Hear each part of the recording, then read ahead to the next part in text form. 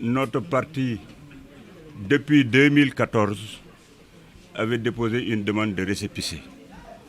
Et nous avions constaté qu'il y avait certains qui avaient eu des récépissés avant nous, mais cela ne nous a pas empêché d'avoir un comportement républicain, de laisser à l'administration sénégalaise le soin d'étudier notre dossier sans avoir besoin d'hurler à travers la presse ou quoi que ce soit. Et aujourd'hui, nous avons reçu nos droits parce que nous avons notre récépissé.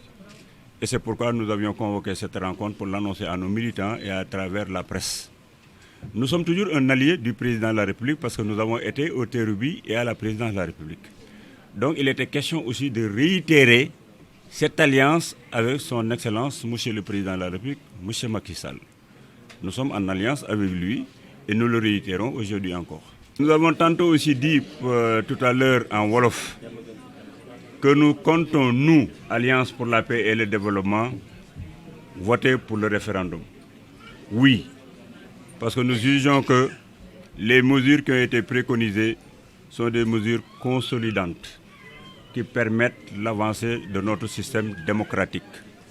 Nous ne pouvons que prendre acte et apprécier parce que c'est comme ça que nous devons fonctionner en tant que République. À chaque fois qu'il y a quelque chose qui permet d'avancer, qui n'est pas déconsolidante, quand les mesures ne sont pas déconsolidantes, nous votons. Et une constitution, elle est faite pour être en harmonie avec notre temps, avec les préoccupations de notre pays. C'est pourquoi nous votons non, mais nous respectons aussi le fait que les autres puissent voter. Nous votons oui, mais nous respectons aussi le principe que les autres puissent voter non. Sur le dialogue entrepris par le chef de l'État, certains opposants pensent que ça ne va pas la peine. Quelle est votre position? Ma position, c'est que je suis très désolé. Moi qui ai eu l'habitude, depuis que j'ai été avec le président Abdoulaye Wade, j'ai toujours appelé à un consensus.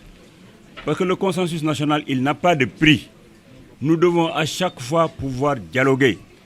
Quand le président de la République prend le soin de convoquer pour un dialogue, tous les démembrements du pays devraient accepter d'aller le rencontrer. Parce que dialoguer, ça ne veut pas dire être d'accord sur tout, ça ne veut pas dire aboutir sur un consensus, mais ça permet au moins de savoir ce que l'un pense de l'autre, ce que les autres pensent de ce qui a été préconisé. Donc personne ne doit refuser un dialogue.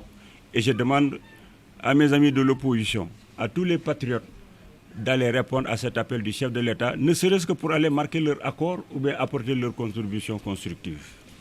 Et quel sera votre comportement si le chef de l'État décide de revenir en arrière par rapport à la réduction du mandat, si on sait que lui a appelé l'opposition en débat?